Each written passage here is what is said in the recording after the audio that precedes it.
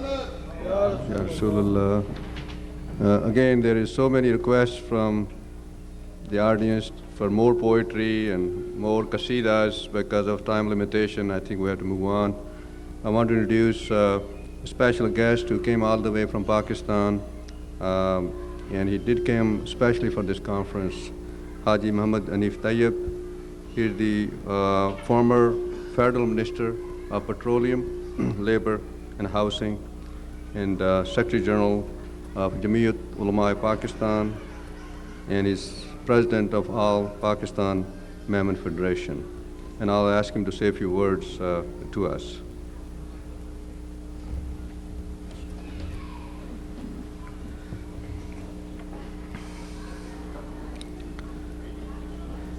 نحمدہ و نصلی علی رسول الکریم بسم اللہ الرحمن الرحیم الصلاۃ والسلام علیک یا رسول اللہ وسلم علیک یا حبیب اللہ. واجب الاحترام حضرات علماء کرام، مشائخ عظام، شمع رسالت کے پروانوں، میرے عزیز بھائیوں، میری محترم بہنوں، سب سے پہلے تو میں دل کی اتھا گہرائیوں سے نقشبندیہ فاؤنڈیشن فار اسلامک ایجوکیشن کو، ان کے جملہ عہدیداران کو، اور بالخصوص ڈاکٹر احمد حسین مرزا صاحب کو بین الاقوامی میلاد کانفرنس کے انعقاد پر مبارکباد پیش کرتا ہوں کہ جسے چاہا اپنا بنا لیا، جسے چاہا در پہ بلا لیا، یہ بڑے کرم کے ہیں فیصلے، یہ بڑے نصیب کی بات ہے. جو حضرات اور جو بہنیں اس کانفرنس کے انعقاد کے لیے سرگردہ رہی ہیں، یقیناً وہ سب مبارکباد کی مستحق ہیں، اور جو لوگ قریب یا دور جہاں کہیں سے بھی اس محفل میں شریک ہوئے، یقیناً وہ بھی لائق تحسین ہیں کہ سرکار دو عالم صلی اللہ علیہ وسلم کی محفل میں وہی شریک ہوتا ہے کہ جس پر سرکار دو عالم صلی اللہ علیہ وسلم کی نظر کرم ہوتی ہے، کہ محبوب کی محفل کو محبوب سجاتے ہیں، آتے ہیں وہی جن کو سرکار بلاتے ہیں. مبارکباد کے ان کلمات کے بعد موضوع کی مناسبت سے چند باتیں آپ کی خدمت میں عرض کرنے کی سعادت حاصل کر رہا ہوں. بنیادی اور پہلی بات یہ ہے کہ اسلام کا شعور اپنے اندر پیدا کرنے کے لیے، اسلامی تعلیمات کی حکمت کو سمجھنے کے لیے دو باتوں کی ضرورت ہے. ایک تو عشق رسول صلی اللہ علیہ وسلم کا جذبہ ہمارے اندر ہونا چاہیے، اور دوسرا پھر ان تعلیمات پر عمل کر کے ہمیں دیکھنا چاہیے کہ اس کے کیا فوائد ہماری زندگی پر مرتب ہوتے ہیں. جہاں تک عشق رسول صلی اللہ علیہ وسلم کا معاملہ ہے، کوئی مسلمان اگر وہ جذبہ عشق رسول صلی اللہ علیہ وسلم سے عاری ہے تو وہ اپنے آپ کو دل میں سمجھ لے کہ وہ مسلمان نہیں ہے. بعض لوگ حدیث کا یہ ترجمہ کرتے ہیں کہ جس کے دل میں حضور اکرم صلی اللہ علیہ وسلم کی محبت اپنی جان، اپنے مال، اپنے اولاد اور ساری چیزوں سے زیادہ نہیں ہے، اس کا ایمان مکمل نہیں ہے. ترجمہ یہ نہیں ہے. ترجمہ اور حدیث کا ارشاد یہ ہے کہ اگر کسی مسلمان کی یہ کیفیت نہیں ہے کہ وہ دنیا کی ہر چیز سے زیادہ اور اپنی جان سے زیادہ سرکار دو عالم صلی اللہ علیہ وسلم کو عزیز تر سمجھے، تو پھر وہ مومن ہی نہیں ہے. کامل اور عدم کامل کے ایمان کا اس میں کوئی سوال نہیں ہے. کہ جان ہے عشق مصطفیٰ، روز فزوں کرے خدا، جس کو ہو درد کا مزہ ناز دوا اٹھائے گی. اور حفیظ جالندھری نے کہا کہ محمد کی محبت دین حق کی شرط اول ہے، اسی میں ہے اگر خامی تو سب کچھ نامکمل ہے. انسان کتنے ہی روزے رکھ لے، کتنی نمازیں پڑھ لے، لیکن بقول اقبال، شوق اگر تیرا نہ ہو میری نماز کا امام، میرا قیام بھی حجاب، میرا سجود بھی حجاب. تو اگر عشق مصطفیٰ صلی اللہ علیہ وسلم ہمارے سینوں میں نہیں ہے تو ایمان ہی نہیں ہے، اور ایمان نہیں ہے تو پھر ایمان کی اور باقی شاخوں کا کیا سوال پیدا ہوتا ہے. تو اس لیے سب سے پہلی کوشش یہی ہونی چاہیے کہ عشق مصطفیٰ صلی اللہ علیہ وسلم کا جذبہ ہمارے دلوں میں ایسا راسخ ہو کہ سب کچھ قبلہ اور کعبہ جو ہے وہ عشق مصطفیٰ صلی اللہ علیہ وسلم ہمارے لیے بن جائے. اعلی حضرت امام احمد رضا رحمۃ اللہ تعالیٰ علیہ نے اس معاملے کو سمجھانے کے لیے یوں بیان کیا کہ عشق تیرے صدقے جلنے سے چھٹے سستے، جو آگ بجھا دے گی وہ آگ لگائی ہے. اور لحد میں عشق رخ شاہ کا داغ لے کے چلے، اندھیری رات سنی تھی چراغ لے کے چلے. پھر اس کے بعد عشق مصطفیٰ صلی اللہ علیہ وسلم کے بعد دوسرا معاملہ تعلیمات مصطفی صلی اللہ علیہ وسلم پر عمل درآمد کا ہے. جب تک انسان تعلیمات مصطفی صلی اللہ علیہ وسلم پر عمل نہیں کرے گا تو اس کے عشق کا دعویٰ کامل نہیں ہو سکتا. عشق کے جذبے کو اگر آپ ظاہر کرنا چاہتے ہیں تو جہاں اس سے اپنی آنکھوں میں آنسو ہونے چاہیے، جہاں حضور کا ذکر سنتے ہی انسان مگن ہو جائے، وہاں تعلیمات مصطفی پر عمل کرنا بھی لازم اور ضروری ہے. اور اسی لیے شاعر نے کہا کہ رگوں میں دوڑنے پھرنے کے ہم نہیں قائل، جو آنکھ ہی سے نہ ٹپکے وہ پھر لہو کیا ہے. اس لیے ضروری ہے کہ سرکار دو عالم صلی اللہ علیہ وسلم کی تعلیمات پر عمل کیا جائے، اور تعلیمات کی خوبیاں جو آج کی اس کانفرنس کا تھیم ہے، آج کی کانفرنس کا یہ مین مقصد ہے کہ تعلیمات کی حکمتیں ہمارے سامنے آئیں. وہ چند احادیث پیش کر کے اپنی گفتگو ختم کرتا ہوں. آپ کو اندازہ ہوگا کہ آج جس یونیورسٹی میں اور جس سرزمین پر ڈاکٹر صاحب کو یہ سعادت حاصل ہو رہی ہے اور نقشبندیہ فاؤنڈیشن کو یہ سعادت حاصل ہو رہی ہے، اسی سارے خطے سے کتابیں لکھی گئیں کہ اسلام تلوار کے ذریعے سے پھیلا. چند ہفتے پہلے کراچی میں امریکی کونسل جنرل سے میں نے ملاقات کی اسی ویزے کے بارے میں، تو انہوں نے خود کہا کہ امریکہ میں سب سے زیادہ تیزی سے پھیلنے والا دین اسلام. تو میں نے ان سے ازراہ مذاق کہا کیا تلوار کے ذریعے پھیل رہا ہے، نیزے کے ذریعے پھیل رہا ہے، بھالے کے ذریعے پھیل رہا ہے، کوئی بم کے ذریعے پھیل رہا ہے، کس ذریعے سے پھیل رہا ہے؟ یہ سرکار دو عالم صلی اللہ علیہ وسلم کی تعلیمات کی حقانیت کے ذریعے سے یہ اسلام اس تیزی کے ساتھ دنیا میں پھیل رہا ہے. تو اس لیے آج جو ہم یہ دیکھ رہے ہیں کہ تعلیمات مصطفی صلی اللہ علیہ وسلم سے متاثر ہو کر لوگ مسلمان ہو رہے ہیں، اگر کاش کہ مسلمانوں نے تعلیمات مصطفی کو سمجھا ہوتا، اس کی باریکی کو لوگوں کے سامنے بیان کیا ہوتا، تو لوگ اس سے بھی زیادہ تیزی سے اسلام کے ساتھ وابستہ ہو جاتے.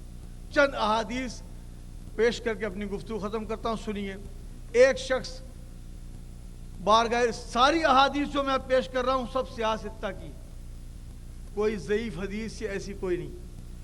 سرکار دو عالم صلی اللہ علیہ وسلم کی بارگاہ میں ایک شخص حاضر ہوا، کہنے لگا میں اکثر باتیں بھول جاتا ہوں، آپ مجھے مختصر ہدایت جاری کریں کہ مجھے کیا کرنا چاہیے. تو سرکار دو عالم صلی اللہ علیہ وسلم نے فرمایا میرے بھائی بھی سنیں، میری بہنیں بھی سنیں اور اس کو یاد رکھیں. حضور نے فرمایا اس وقت صرف ایک نصیحت کرتا ہوں، غصہ مت کیا کرو. کتنی اچھی بات ہے. کاش کہ اس پر ہم عمل کریں تو بہت سارے معاشرتی جھگڑے، گھریلو جھگڑے بھی ختم ہو سکتے ہیں اور ملک کے اندر بھی جھگڑے ختم ہو سکتے ہیں. سرکار دو عالم صلی اللہ علیہ وسلم کی ایک اور حدیث ملاحظہ فرمائیے. اور جو دنیا میں مسلمانوں کو فنڈامنٹلسٹ اور ٹیررسٹ کے نام سے مشہور کرنے کی کوشش کرتے ہیں، وہ آئیں اور سمجھیں اور بارگاہ رسالت اپنی جبین نیاز کو جھکا کر دیکھیں کہ حضور کیا فرماتے ہیں. حضور اکرم صلی اللہ علیہ وسلم فرماتے ہیں مسلمان وہ عافیت میں ہے جو اپنے عیبوں کو دیکھنے میں اتنا مصروف ہے کہ اس کو دوسرے کے عیب دیکھنے کی فرصت نہیں. تو مسلمان تو ٹوٹلی ایک پازیٹیو سینس میں انسان ہے جو بالکل پازیٹیو تعلیمات پر عمل کرتا ہے اور وہ معاشرے میں اچھے اثرات مرتب کرنا چاہتا ہے.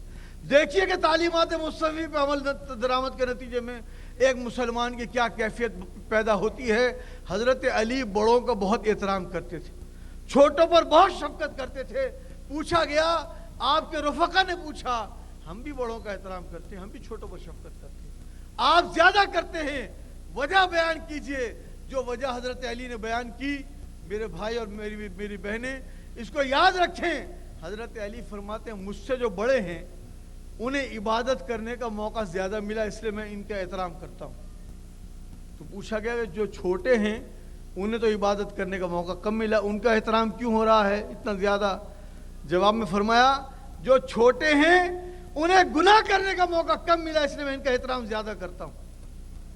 تو جو اسلام کو ٹیررزم کی بات اور فنڈامنٹلزم سے وابستہ کرتے ہیں وہ آئیں اور دیکھیں کہ یہاں ہمارے معاشرے میں تو سرکار دو عالم صلی اللہ علیہ وسلم کی تعلیمات کے ذریعے سے ایک دوسرے کا ادب اور ایک دوسرے کا احترام سکھایا جاتا ہے.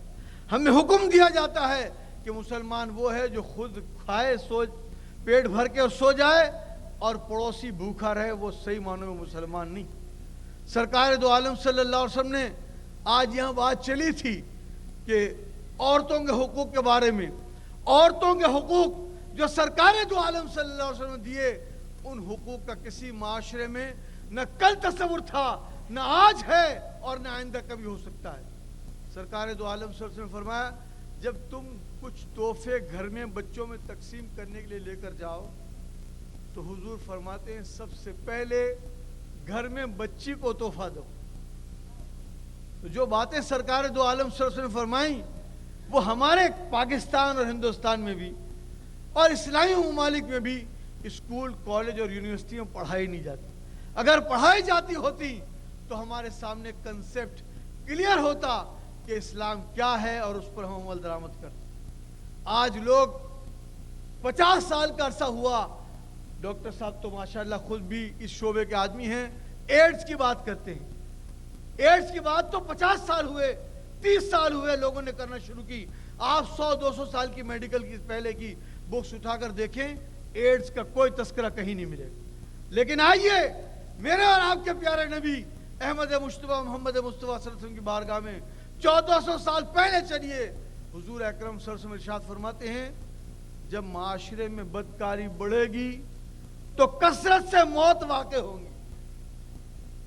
آج لوگ کہتے ہیں justice delayed is justice denied, یہ اب کہہ رہے ہو. آؤ 1400 سال پہلے سرکار دو عالم صلی اللہ علیہ وسلم کی بارگاہ میں آپ کو بتا رہا ہوں کہ سرکار دو اسلامی تعلیمات کا کیا شعور ہے جو ہمارے اندر ہونا چاہیے.